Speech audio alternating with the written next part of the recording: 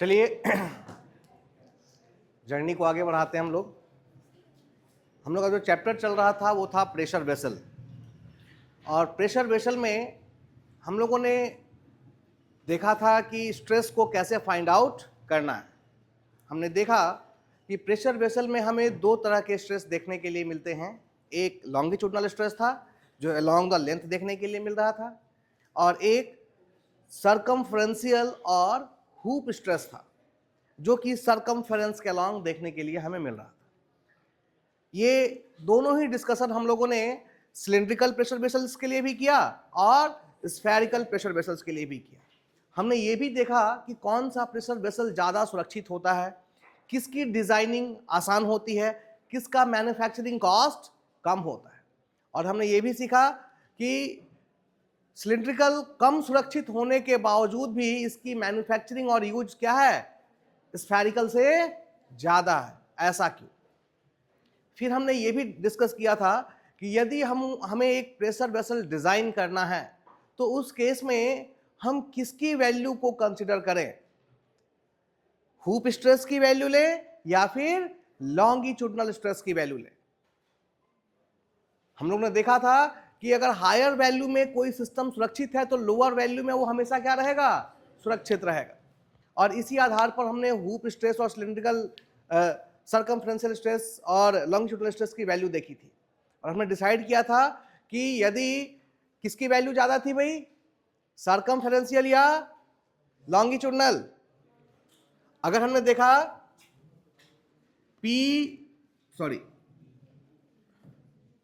Stress longitudinal ये आया था PD बाई 40, और स्ट्रेस हुप या सरकमफ्रेंशियल ये कितना आया था, तो बड़ा कौन है, हुप स्ट्रेस बड़ा है। तो जब हम डिजाइन करेंगे प्रेशर वेसल्स की तो हमेशा कौन सी वैल्यू यूज करेंगे स्ट्रेस की, हुप स्ट्रेस की वैल्यू डिजाइन करेंगे, because this is the higher value. अगर हमारा प्रेशर वेसल इस पे सुरक्षित है तो इस पे ऑटोमेटिकली क्या होगा, वो सेफ होगा, सुरक्षित होगा। ठीक है, बट प्रेशर वेसल्स के डिजाइनिंग के लिए हमें थोड़ा सा और भी वेट करना होगा, क्योंकि प्रेशर वेसल्स को डिजाइन करने के लिए हमें प्रिंसिपल स्ट्रेस स्ट्रेन को स्टडी करना होगा। यहां पर एक्चुअल में कंबाइंड स्ट्रेस भी डेवलप होता है, शियर स्ट्रेस भी डेवलप होता है, जो कि हम लोग तब फाइंड आउट कर पाएंगे जब हम किसको पढ़ें, principal stress and strain. But basic चीजें हम लोग ने यहां सीखी हैं, ठीक ना। स्ट्रेस सीखने के बाद अब हमारा अगला काम है कि how to find the strain in case of pressure vessel. Pressure vessel के केस में स्ट्रेस तो हम लोग ने निकाल लिया, अब हमें यह देखना है कि स्ट्रेन कैसे कैलकुलेट करें। तो आज हम लोग स्ट्रेन कैलकुलेट करना सीखेंगे। फिर से हमारा तरीका वही रहेगा। सबसे पहले हम लोग सिलिंड्रिकल प्रेशर वेसल में स्ट्रेन कैलकुलेट करेंगे, ठीक ना। और स्ट्रेन भी कितने होंगे, दो, चूंकि स्ट्रेस दो है। लॉन्गिट्यूडनल स्ट्रेस होगा तो उसके लिए हम अलग स्ट्रेन कैलकुलेट करेंगे, और सरकमफ्रेंशियल स्ट्रेस के लिए अलग स्ट्रेन कैलकुलेट करेंगे, और फिर हम लोग वॉल्यूमेट्रिक स्ट्रेन भी कैलकुलेट करेंगे। और ये सारा काम पहले हम सिलिंड्रिकल के लिए करेंगे और उसके बाद सेम वर्क हम किसके लिए करेंगे, स्फेरिकल के लिए करेंगे। स्फेरिकल में हम लोगों ने देखा था कि दो स्ट्रेस की जगह कितना होता है, सिर्फ एक ही स्ट्रेस होता है, तो स्ट्रेन भी सिर्फ एक ही होगा। वहां पर लॉन्गिट्यूडनल स्ट्रेन बोल के कोई चीज नहीं होती। लॉन्गिट्यूडनल ना तो स्ट्रेस होता है और ना ही स्ट्रेन होता है।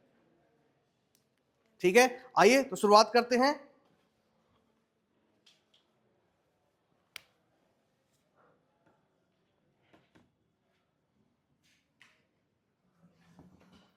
सरकमफ्रेंशियल स्ट्रेन और हुप स्ट्रेन इन किसमें, सिलिंड्रिकल प्रेशर वेसल। ठीक है, हम लोगों को सरकमफ्रेंशियल और हुप स्ट्रेन को फाइंड आउट करना है। और हमने कौन सा प्रेशर वेसल लिया है भाई, सिलिंड्रिकल प्रेशर वेसल लिया है। ठीक है, कैसे करना है आइए देखते हैं। सिलिंड्रिकल प्रेशर वेसल का मतलब कुछ इस तरह का होगा। प्रेशर वेसल इस तरह का होगा। ये जो पार्ट है ये क्या होता है, हेमिस्फेरिकल होता है। हमने डिस्कस किया था हेमिस्फेरिकल क्यों था, ताकि स्ट्रेस कंसंट्रेशन की वैल्यू क्या हो सके, कम हो सके। ठीक है ना, ये जो एक्सिस है वो लॉन्गिट्यूडनल एक्सिस थी, और ये साइड को हम लोगों ने सर्कमफेरेंस के लॉन्ग सर्कमफेरेंशियल स्ट्रेस निकाला था। ठीक है, अगर इसमें हम लिखें सिग्मा एल लॉन्गिट्यूडनल स्ट्रेस कितना आया था भाई, पीडी बाई 4t, और सिग्मा हुप कितना आया था, पीडी बाई 4t, सॉरी ये था 2t। तो यहां से हम लोगों को इनके बीच क्या रिलेशन मिलता है, sigma L is equal to sigma H by, लिख सकते हैं क्या। अगर इन दोनों को देखें हम लोग तो यहां से लॉन्गिट्यूडनल स्ट्रेस और हुप स्ट्रेस में हमारा ये स्ट्रेस मिलता है। ये बताता है कि जो लॉन्गिट्यूडनल स्ट्रेस है उसकी वैल्यू आधी है, किससे, हुप या फिर सर्कमफेरेंशियल स्ट्रेस। क्लियर है। और इसलिए तो हमने कहा था कि जब हम डिजाइन करेंगे तो किसकी वैल्यू लेंगे, हुप स्ट्रेस की वैल्यू के अगेंस्ट डिजाइनिंग होगी, लॉन्गिट्यूडनल स्ट्रेस के अगेंस्ट डिजाइनिंग हम कभी नहीं करेंगे। बात समझ में आ रही है ना। आगे देखें, स्ट्रेन, और ये स्ट्रेन कौन सा होगा, हम लोग क्या लिख रहे हैं, सर्कमफेरेंशियल और हुप स्ट्रेन। अगर हम यहां लिखे तो ये कितना आएगा भाई, बताएं, लिख सकते हैं क्या, delta D by D, change in diameter upon original. भाई लॉन्गिट्यूडनल होता तब ना हम लेंथ के लॉन्ग लेते, ये सर्कमफेरेंस के लॉन्ग है, सर्कमफेरेंस के लॉन्ग किसमें चेंज आएगा, डायामीटर में। डेल्टा डी का मतलब हुआ change in diameter to the original diameter. Clear है, बात समझ में आ रही है कि ये कैसे लिखा हमने, ये तो बेसिक हम लोगों ने सीखा था। स्ट्रेन क्या होता है, change in dimension upon original dimension. ठीक है, तो हमें यहां हुप स्ट्रेन निकालना है। हुप का मतलब सर्कमफेरेंस के लॉन्ग, तो सर्कमफेरेंस के लॉन्ग क्या होगा, डायमीटर ही तो होगा। अगर मैं बात करूं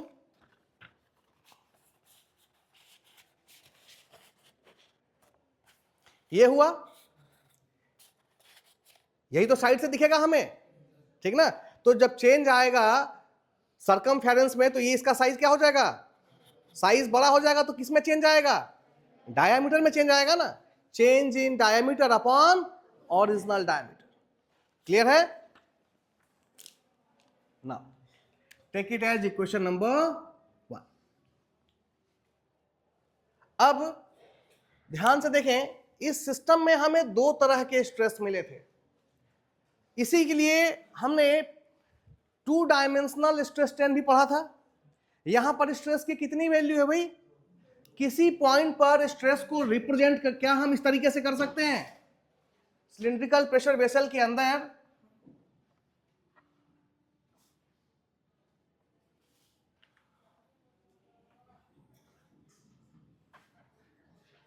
sigma L,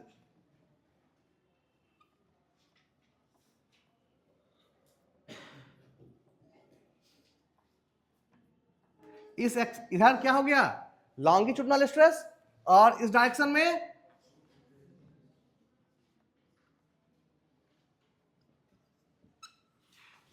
cylindrical pressure vessel के अंदर जो भी स्ट्रेस डेवलप हो रहा है उसको हम इस तरीके से रिप्रेजेंट कर सकते हैं।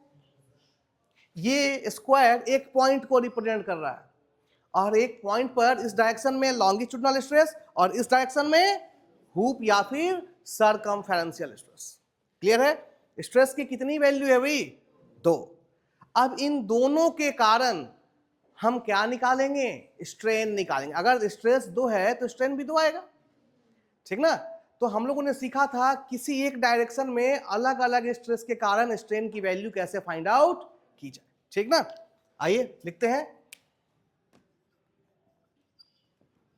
स्ट्रेन कौन सा, हुप, कितना होगा भाई? सबसे पहले देखिए सिग्मा एच के कारण कितना स्ट्रेन डेवलप होगा। सिंपल स्ट्रेस स्ट्रेन कंडीशन क्या था? Stress is equal to Young's modulus into strain, यही था ना। तो स्ट्रेन अगर हम निकालते थे तो ये क्या था? स्ट्रेस अपॉन ई। ठीक है, याद कीजिए लेटरल स्ट्रेस और लीनियर। हमने मान लिया यहां पर let mu is Poisson ratio. हमने यहां म्यू को क्या मान लिया कि म्यू हमारा क्या है भाई? पॉइजन रेशियो है। ठीक है, तो ध्यान से देखें, हम इस डायरेक्शन में स्ट्रेन निकाल रहे हैं, तो सिग्मा एच के कारण इस डायरेक्शन में कौन सा स्ट्रेन डेवलप होगा? Linear stress. स्ट्रेस की डायरेक्शन में या लोड की डायरेक्शन में, ठीक ना, जो स्ट्रेस डेवलप होता है उसे हम लीनियर या लॉन्गिट्यूडनल कहते हैं। और लोड की दिशा या फोर्स की दिशा के परपेंडिकुलर डायरेक्शन में जो स्ट्रेस डेवलप होता है उसे क्या कहते हैं हम लोग? लेटरल कहते हैं। तो अभी हम हुप स्ट्रेन कैलकुलेट कर रहे हैं, यानी किस दिशा की बात कर रहे हैं? इस दिशा की बात कर रहे हैं। तो इस दिशा में जो स्ट्रेस लग रहा है वो क्या है? Sigma H. तो इस स्ट्रेस के कारण इस दिशा में कितना स्ट्रेन डेवलप होगा? Sigma H upon. क्लियर है? Sigma H upon E. E is the Young's modulus. लेकिन इसी दिशा में इसके कारण क्या डेवलप होगा भाई? लेटरल स्ट्रेन डेवलप होगा, क्योंकि ये तो इधर खींच रहा है, इस केस में इधर कुछ ना कुछ डिक्रीमेंट आएगा। तो इसके कारण सिग्मा एल के कारण इस दिशा में कितना स्ट्रेस डेवलप होगा? Minus mu times of sigma L upon. Clear है? ये हम लोगों ने वहां सीखा था, कंबाइंड स्ट्रेस स्ट्रेन जब सीखा था हम लोगों ने 2 डायमेंशनल स्ट्रेस स्ट्रेन में, तो ये चीजें हमने सिखाई हैं। क्लियर है? तो ये स्ट्रेन डेवलप हुआ किस डायरेक्शन में? सरकमफेरेंस के डायरेक्शन। क्लियर है? आए, अगर यहां देखें, so it is sigma H upon E minus mu times of sigma L को यहां क्या लिख सकते हैं? सिग्मा एच अपॉन 2e लिख सकते हैं। और यहां से सिग्मा एच अपॉन ई अब क्या हो सकता है? सिग्मा एच अपॉन ई हम लोग कॉमन ले सकते हैं, यहां बचेगा 1 माइनस म्यू बाई 2। क्लियर है?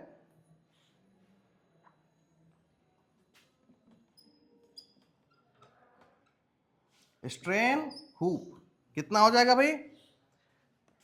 सिग्मा एच अपॉन, इधर एलसीएम ले लीजिए तो हो जाएगा 2, और ये 2 माइनस म्यू, और यहां पे हो जाएगा सिग्मा एच अपॉन ई।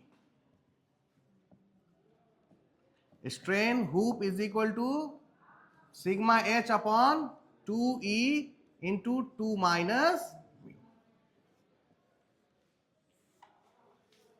क्लियर है?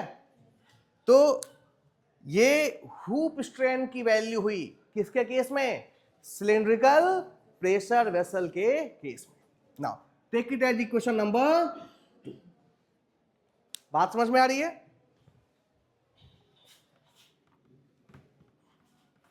अगर आप 1 और 2 को कंपेयर करें, फ्रॉम 1 एंड 2, 1 के लिए क्या आया था भाई? Delta D upon D is equal to, ये लिख सकते हैं sigma H upon 2e into 2 minus.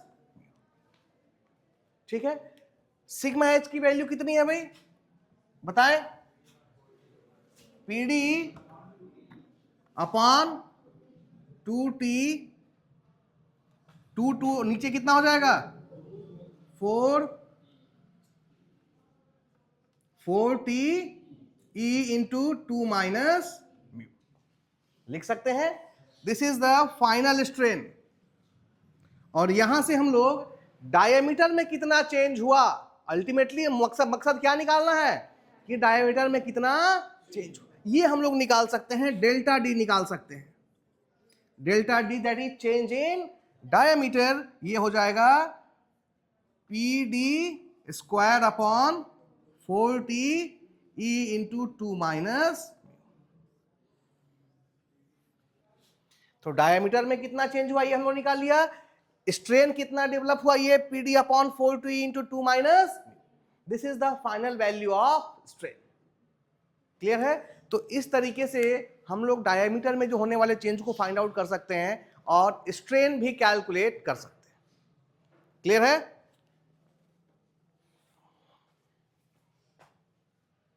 आइए आगे बढ़ते हैं। सर्कमफ्रेंशियल और हुप स्ट्रेन को कैलकुलेट करने के बाद अब बारी है क्या निकालने की, लॉन्गिट्यूडनल स्ट्रेन। ठीक ना? सिलिंड्रिकल प्रेशर वेसल में लॉन्गिट्यूडनल स्ट्रेन की वैल्यू क्या हो, तरीका वही रहेगा, यंग्स मॉडुलस हमारा ई रहेगा और पॉइजन रेशियो म्यू रहेगा। ठीक है? अगेन आपका जो स्ट्रेस है longitudinal stress PD upon 4t, hoop stress PD upon 2t, और लिख सकते हैं sigma L is equal to sigma H upon 2, Poisson ratio mu, Young's modulus E. ठीक है? तो strain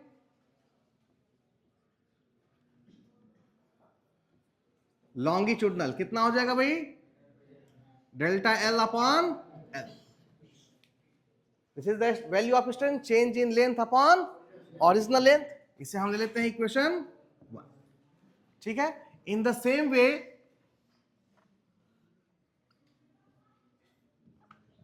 sigma L, sigma L, sigma H and sigma H. ठीक है?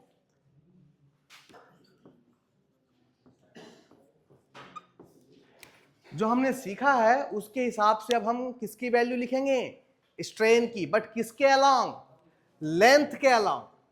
ठीक ना? तो सबसे पहले लेंथ के अलोंग सिग्मा एल लग रहा है, तो सिग्मा एल के कारण इस डायरेक्शन में कितना स्ट्रेन डेवलप होगा भाई, सिग्मा एल अपॉन, और सिग्मा एच के कारण इधर कितना स्ट्रेन आएगा, minus mu times of sigma H upon. ठीक है? इसी क्वेश्चन में किसी को दिक्कत तो नहीं हो रही है? दिक्कत हो तो पिछला लेक्चर जहां 2 डायमेंशनल स्ट्रेस बताया वो एक बार फिर से देखेंगे। ठीक है?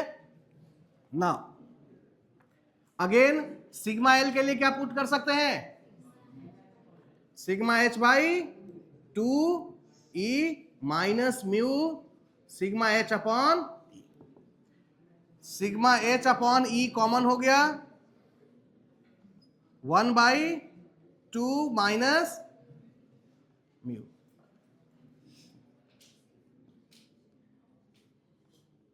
टू 1 माइनस 2 म्यू होगा ना।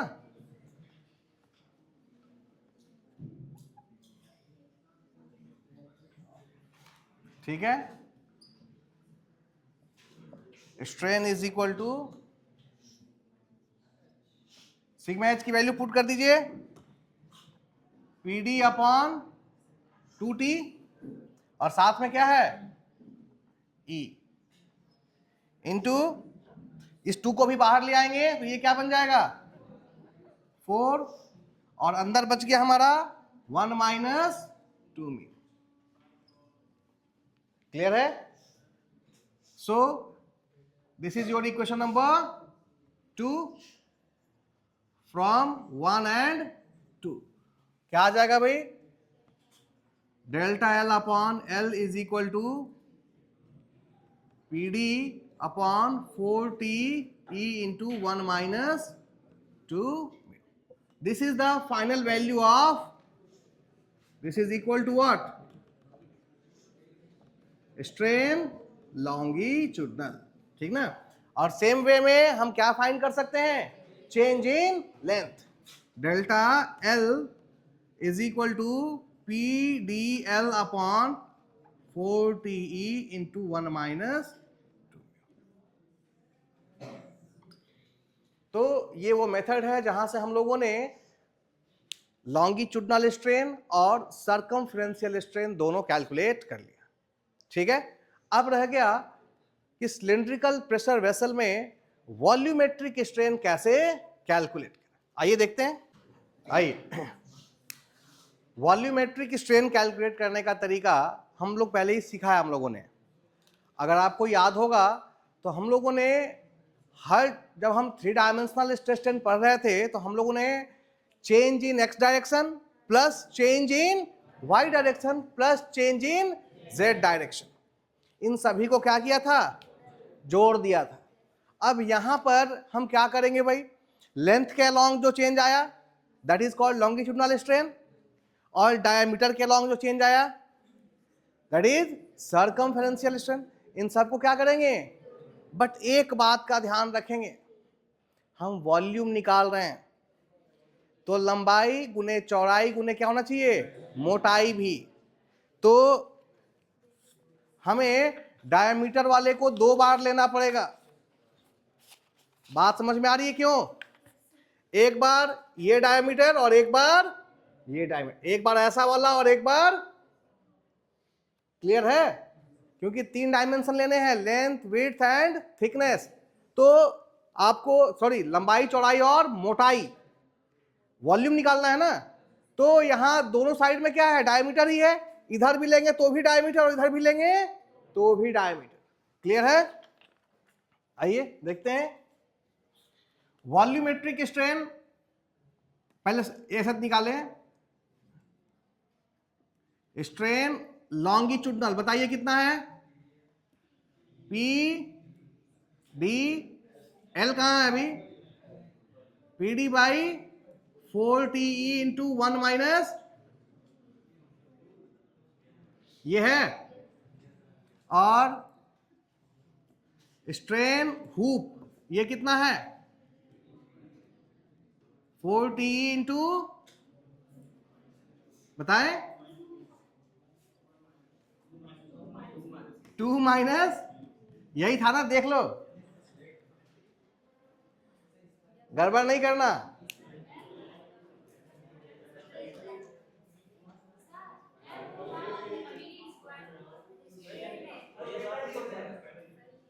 ई और एल सब कंफ्यूजन नहीं होना चाहिए।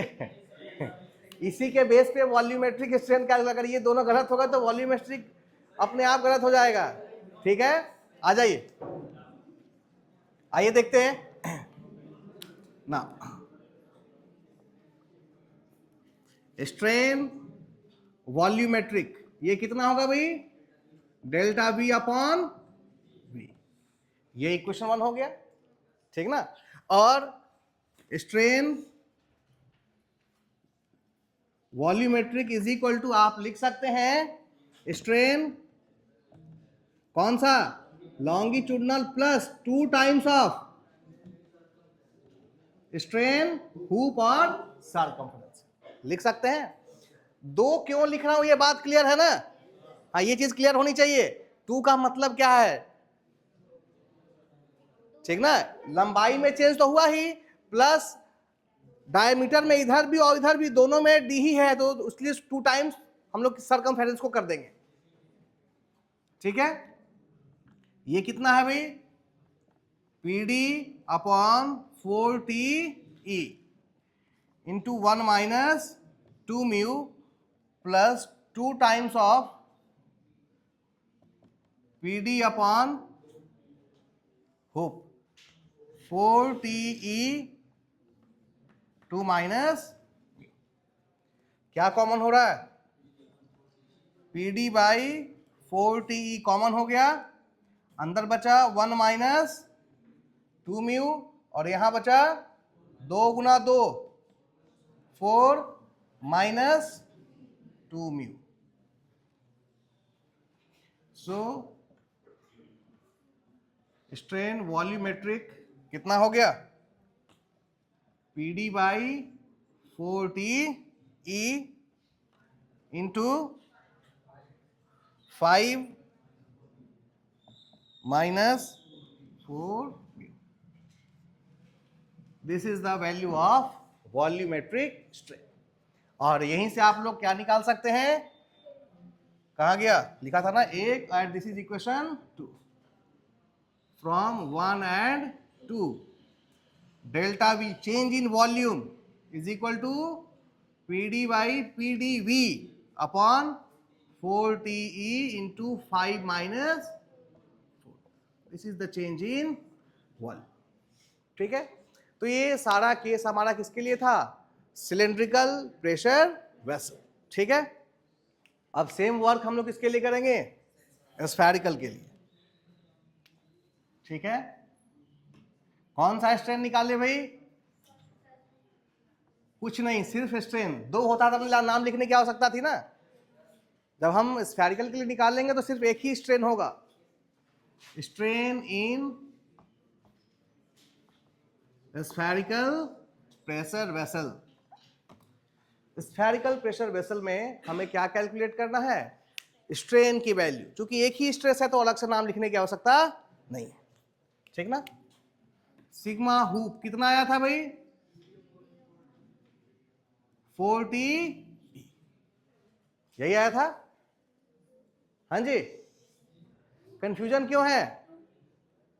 2T था. इसका मतलब घर जाके नोट्स प्रिपेयर्ड हुआ नहीं है. घर जाके इसका अभी तक नोट्स प्रिपेयर्ड नहीं हुआ है, तभी 2T आ रहा है.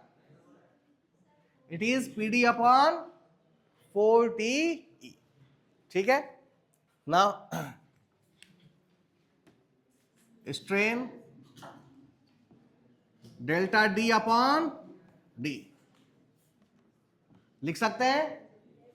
स्ट्रेन की वैल्यू क्या होगी? Delta D upon D. Now strain is equal to कितना हो जाएगा भाई?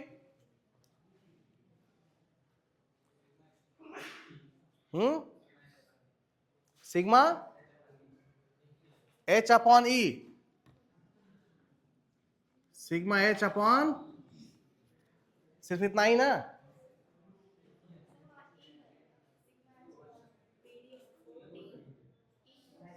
हाँ हाँ, क्यों? PD by 4T. ई तो हम लोगों ने जबरदस्ती जोड़ लिया. ठीक है ना. स्ट्रेन हो गया डेल्टा D बाई D. ठीक है, अब जरा देखें, अगर आप इसका डायग्राम बनाएंगे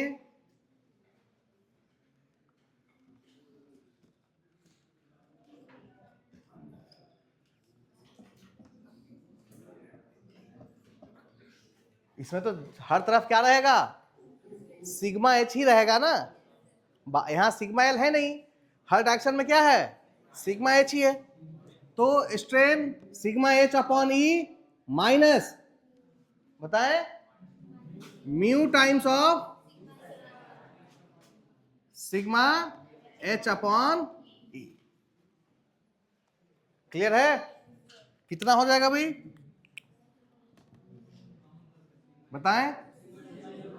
sigma H upon E common हो गया तो 1 माइनस म्यू, और सिग्मा H की वैल्यू है PD by 4TE into 1 minus. This is, अरे हर जगह ऐसा थोड़ी कि नहीं रहेगा, कहीं रह भी सकता है.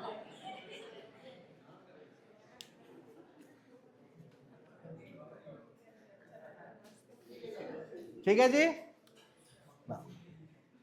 This is your equation number 2.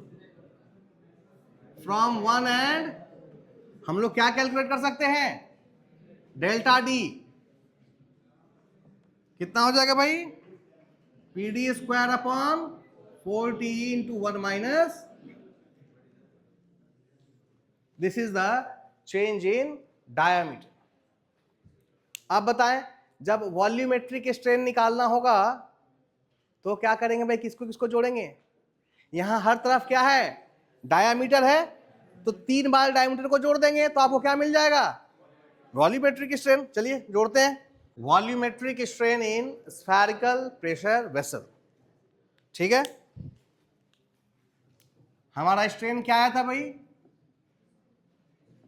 Strain कितना आया था? PD square upon 4TE into 1 minus mu, यह आया था. ठीक है, और वॉल्यूमेट्रिक स्ट्रेन, ये क्या होता है? Delta V by V. Volumetric strain is equal to, इसी स्ट्रेन को क्या कर दें? 3 गुना कर दें, 3 times of P D square upon 4t E into 1 minus, तो ये कितना हो जाएगा? 3 P D square upon 4t into 1 minus.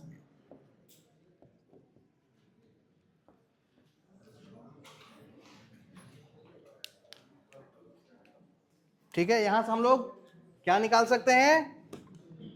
Delta we 3 P D square into 4t into 1 minus. तो ये वो मेथड थे जिनकी मदद से हम लोग स्ट्रेन कैलकुलेट कर सकते थे। अब ये वैल्यूज आपको याद रखना बहुत जरूरी है, क्योंकि एग्जाम में आप डिराइव करने तो जाएंगे नहीं, ठीक ना? तो हमको सारे स्ट्रेन की वैल्यू ये फॉर्मूले के रूप में याद होनी चाहिए, ताकि अगर न्यूमेरिकल आता है तो हम इन वैल्यूज को डायरेक्टली यूज कर सकें। ये तो सिर्फ सीखने के लिए था कि ऐसे क्यों हो रहा है, ठीक ना? लेकिन बाद में अगर आपको प्रॉब्लम सॉल्व करना है तो उसके लिए आपको ये रिजल्ट्स याद होने चाहिए, तभी हम जाकर के चीजों को क्या कर पाएंगे? सॉल्व कर पाएंगे। ठीक है, एक बार एक क्वेश्चन पूछ रखा है, थिक प्रेशर वेसल्स के लिए के कैलकुलेशंस के लिए क्या यूज करते हैं, कौन सा मेथड यूज करते हैं? जैसे हमने बताया कि हमारे सिलेबस में क्या नहीं है? थिक प्रेशर वेसल नहीं है, बट एक बार क्वेश्चन पूछ रखा है, लेम्स थ्योरी हम लोग यूज करते हैं किसके लिए? Calculation for the thick pressure vessel, यानी थिक प्रेशर वेसल्स की डिजाइनिंग के लिए या स्टडी के लिए कौन सी थ्योरी यूज होती है? Limbs theory. इसको नोट में एकदम नीचे लिख लें, क्योंकि हमारा सिलेबस सिर्फ थिन प्रेशर वेसल तक यूज होगा, ठीक ना? थिन प्रेशर वेसल्स के आगे हमें पढ़ना नहीं। लेकिन जब हमने क्लासिफिकेशन किया था तो हमने देखा था कि थिन के साथ साथ क्या होता है? थिक प्रेशर वेसल्स भी होता है। अगर d by T less than क्या हो? 20 हो, तो उसको हम लोगों ने क्या कहा था? थिक प्रेशर वेसल कहा था। Diameter upon thickness of material, इसका रेशियो अगर 20 से कम हो तो हम लोगों ने थिक प्रेशर वेसल्स कहा था। और उसकी स्टडी कहें या उसकी डिजाइनिंग कहें या उसके लिए जो कैलकुलेशन होता है वो किसके ऊपर बेस्ड होता है? लैम्स थ्योरी के ऊपर बेस्ड होता है। ठीक है, यहां पर आपका चैप्टर प्रेशर वेसल्स ओवर हुआ। एक दो प्रॉब्लम लेते हैं ताकि चीजें कुछ ज्यादा क्लियर हो। एक प्रॉब्लम लिखेंगे, एक थिन सिलेंड्रिकल प्रेशर वेसल, एक थिन सिलेंड्रिकल प्रेशर वेसल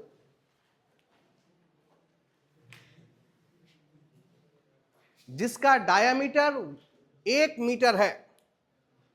एक थिन सिलेंड्रिकल प्रेशर वेसल जिसका इंटरनल डायमीटर 1 मीटर है,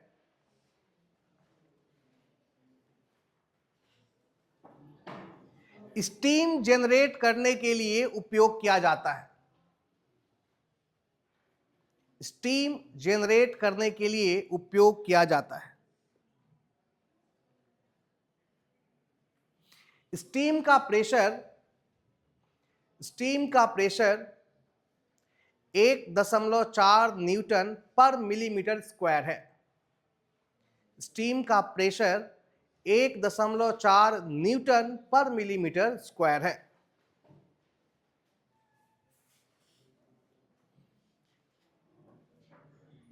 प्रेशर वेसल के वॉल की थिकनेस कितनी होगी? प्रेशर वेसल के वॉल की थिकनेस कितनी होगी यदि लॉन्गिट्यूडनल स्ट्रेस की वैल्यू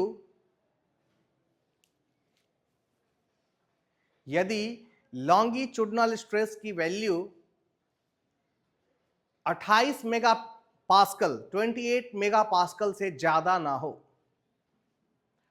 28 मेगा पास्कल से ज्यादा ना हो। ठीक है, चलिए प्रयास कीजिए। नहीं हुआ वो बोर्ड पे देखेंगे। कैसे प्रॉब्लम को सॉल्व करना है ये मैंने कई बार बताया है, ठीक ना। और मैंने कहा था फर्स्ट डे कि स्ट्रेंथ ऑफ मटेरियल का प्रॉब्लम सॉल्व करने के लिए हमें यूनिट का ध्यान खास रूप से रखना है, सभी एक यूनिट में होने चाहिए, ठीक ना। आइए क्या क्या चीजें दी हुई हैं और क्या पूछ रहा है। सिलिंड्रिकल प्रेशर वेसल दिया हुआ है और डायामीटर दिया हुआ है 1 मीटर, डी की वैल्यू दी हुई है 1 मीटर। स्टीम जनरेशन प्रेशर की वैल्यू दी हुई है P is equal to 1.4 newton per millimetre. अब देखिए तुरंत आपको दिख गया ये मिलीमीटर में है और ये किस में है, तो इसको हम कन्वर्ट कर ले 1000, सेम हो गए। आगे जाइए, what will be the wall thickness, यानी ये किसकी वैल्यू पूछ रहा है, टी। टी की वैल्यू क्या होगी, when the longitudinal strain, longitudinal, sorry यह स्ट्रेन नहीं होगा, longitudinal stress does not exceed 28 MPa, 28 MPa। Sigma L दिया हुआ है 28 MPa। देखें मैं फिर से आज बता रहा हूं, MPa का क्या मतलब है, न्यूटन पर मिलीमीटर स्क्वायर ही है।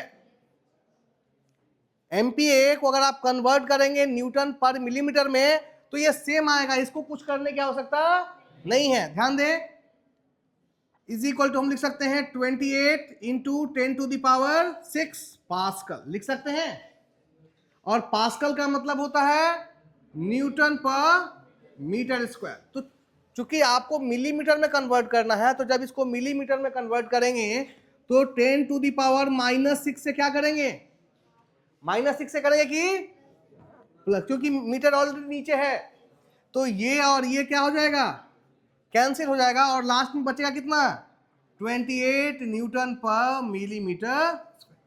इसका मतलब यदि MPa दिया हुआ है और आपको answer Newton per millimetre square में चाहिए तो कोई बदलाव करने की आवश्यकता, आप डायरेक्टली इस वैल्यू को क्या कर सकते हैं, यूज कर सकते हैं। ये चीज हमने पहले भी कई बार सिखाया है, और ऑब्जेक्टिव में ये खास बार बार ही आएगा आपको MPa में आंसर निकालने के लिए, ठीक ना। तो ये ध्यान रखना है कि इसमें हमें कोई कन्वर्जन की आवश्यकता नहीं है, ठीक है। अब बताइए सिग्मा एल होता क्या है, PD अपॉन, यही तो होता है। इसमें सिग्मा एल की वैल्यू आपको मालूम है, P आपको मालूम है, D आपको मालूम है, आपको क्या निकालना है भाई, T निकालना है। तो T is equal to P की वैल्यू कितनी हो गई 1.4, D हो गया 1000 अपॉन 4 इंटू 28, ठीक ना। इसको हटा दें तो नीचे कितना हो गया 10, ये कैंसिल हो गया, 14 दूनी 28, 4 से काटा 25, 25/2 12.5। क्लियर है। तो खास करके प्रेशर वेसल्स के चैप्टर में याद रखें, अगर आप ध्यान से देखें तो 8 फॉर्मूले हैं प्रेशर वेसल में। अगर टोटल फॉर्मूले काउंट करेंगे तो उनकी संख्या कितनी आएगी 8, और ये हर बार आपको आसानी से 2 नंबर देता है, क्योंकि पिछले 10-12 साल का पेपर उठा करके देख लीजिए, हर बार या तो सीधे फॉर्मूला पूछ लिया है, डायरेक्टली जो फॉर्मूला हमने ड्राइव किया है वो वैल्यू सीधे सीधे पूछ रखी है, या फिर बेस्ड अपॉन दैट फॉर्मूला वो एक छोटा सा न्यूमेरिकल दे देता है। आप सारी वैल्यूज पुट करें और एक वैल्यू निकालनी रहेगी, ठीक ना। लेकिन हम लोग करते क्या है, न्यूमेरिकल देखते ही आगे बढ़ जाते हैं। तो ये बहुत ही आसान चैप्टर होता है। अगला क्वेश्चन एक और लिखेंगे, एक स्फेरिकल प्रेशर वेसल जिसका इनर डायामीटर 400 mm है, जिसका इनर मतलब आंतरिक डायामीटर, इनर डायामीटर 400 मिलीमीटर है, तथा वॉल की थिकनेस 20 मिलीमीटर है, तथा वॉल की थिकनेस वॉल मतलब जो मटेरियल यूज किया उसकी थिकनेस दी हुई है, वॉल थिकनेस कितना है 20 मिलीमीटर। इसको इसको अंदर से एक ब्रिटल कोटिंग की गई है, इसको अंदर से एक ब्रिटल कोटिंग की गई है। कोटिंग मतलब एक लेयर चढ़ाई गई है, ठीक ना, कोटिंग की गई है जो कि क्रैक हो सकता है, जो कि क्रैक हो सकता है यदि स्ट्रेन की वैल्यू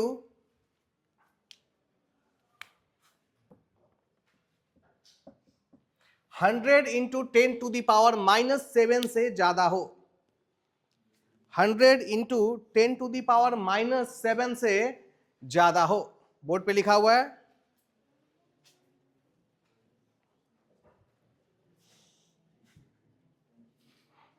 बात समझ में आ रही है? तो बताएं किस प्रेशर के लिए, तो बताएं किस प्रेशर के लिए, किस प्रेशर पर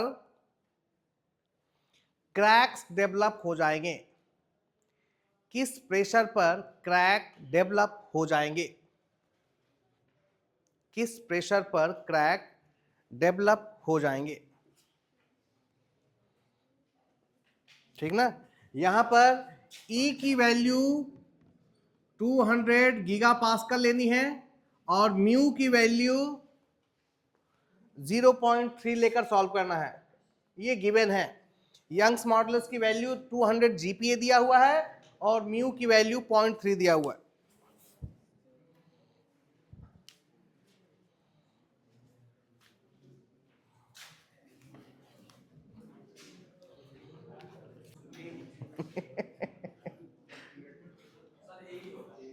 यही गलत बता रहे हो इसका मतलब। आइए फिर से आप लोगों ने 2 नंबर ले ही लिए,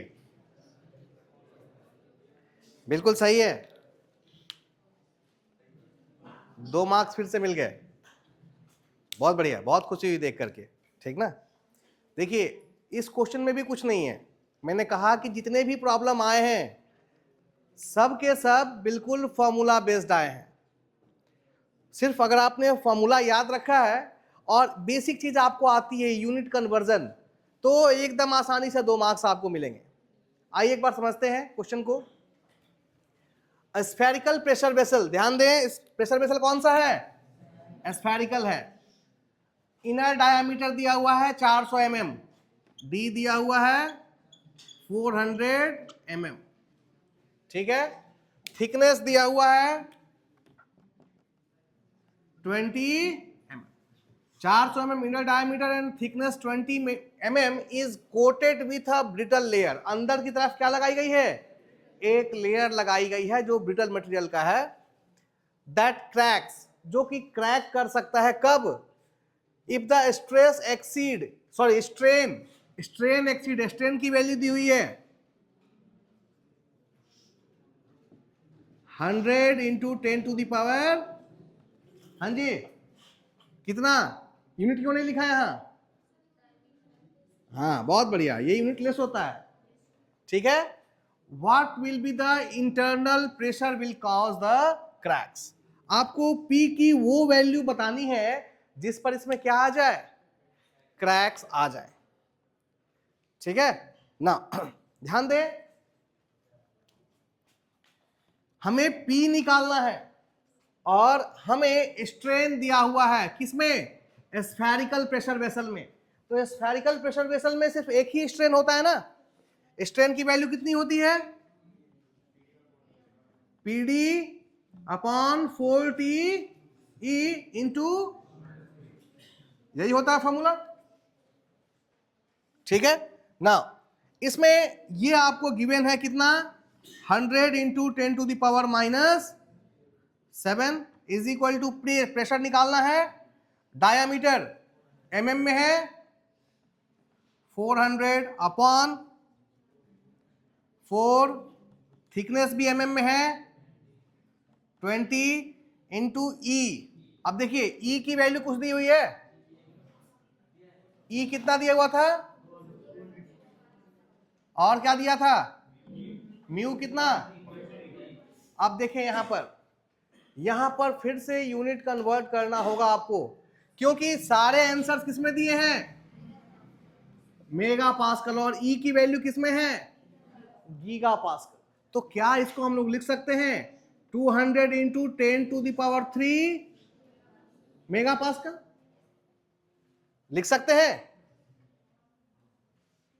हाँ जी, मेगा, ये गीगा पास्कल का मतलब 10⁹ था, ठीक ना। तो इसको 200 इंटू 10⁻³ हमने क्या कर दिया, ये कन्वर्जन हो गया। दूसरा चीज, मेगा पास्कल का मतलब न्यूटन पर मिलीमीटर स्क्वायर। तो अब इसको और कन्वर्ट करने की आवश्यकता नहीं है, ठीक ना। आइए, तो इसकी वैल्यू हो जाएगी, ई की वैल्यू 200 इंटू 10⁻³ इंटू 1 - 0.3। अब देखें यहां से क्या आ रहा है, इसको देखें, इसको कितना लिख सकते हैं, 10⁻⁻5 लिख सकते हैं। 2 जीरो कम होगा तो 10⁻⁻5 इंटू, ये देखें जरा, 10⁻³ है और 2 और 1 3, इसको 10⁻6 लिख सकते हैं। इसको इधर ले आए तो, और साथ में 4 इंटू 2 इंटू 2 लिख सकते हैं। तो ये और ये मल्टीप्लाई हो गए, is equal to P into 400 into 0.7। ठीक है, अब बताइए ये कितना हो जाएगा, 160 is equal to P into 400 into 0.7। तो हाँ, कहाँ,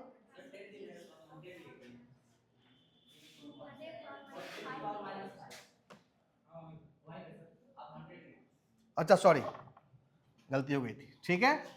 तो ये P इज इक्वल टू कितना हो गया, 160/400 इंटू 0.7, यही है ना। देखिए ये हट गया तो यहां एक जीरो आ गया, 2 से 2 का कैंसिल, 4 से, दैट इज 4/7, भाग दें,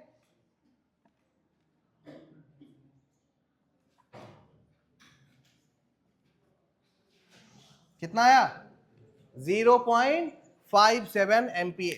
सो आंसर इज करेक्ट। तो प्रेशर वेसल बहुत ही आसान चैप्टर है और स्कोरिंग चैप्टर है।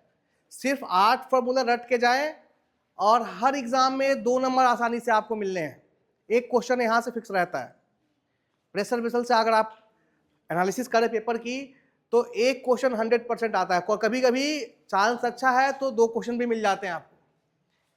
मैक्सिमम टाइम क्या करता है, सीधे फॉर्मूला की वैल्यू फॉर्मूला ही पूछ लेता है कि स्ट्रेन की वैल्यू कितनी होगी, या लॉन्गिट्यूडनल स्ट्रेस की वैल्यू कितनी होती है, स्ट्रेस के बीच रिलेशन क्या होता है, ऐसी चीजें आती हैं। या फिर ऐसे न्यूमेरिकल पूछता है जो कि डायरेक्ट किसके ऊपर बेस्ड हो, फॉर्मूला बेस्ड हो। ठीक है, चलिए इसको यहीं रहने देते हैं। Pressure vessel is over. ठीक है, next day we will start principal stress and strain. Okay, thank you.